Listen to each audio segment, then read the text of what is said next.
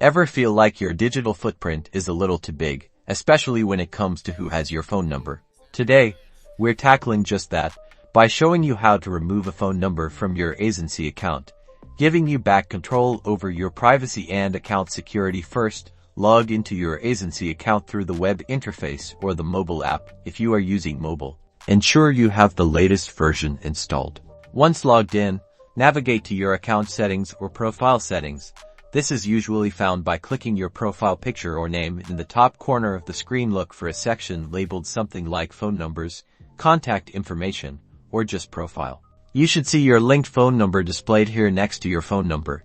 You'll find an option to remove it. This is usually represented by a trash can icon or a button that says remove, delete, or something similar. Clicking this will likely prompt a confirmation message. This is a crucial step, so carefully read the message to understand the implications of removing your phone number. Aisensy might use this number for important notifications or security purposes. After confirming, you might be asked to verify your identity through another method, such as an email code or two-factor authentication. This is an important security measure to ensure that only you can make changes to your account. Once verified, your phone number will be removed from your Aisensy account. The page should refresh, and the phone number should no longer be listed, and that's all there is to it.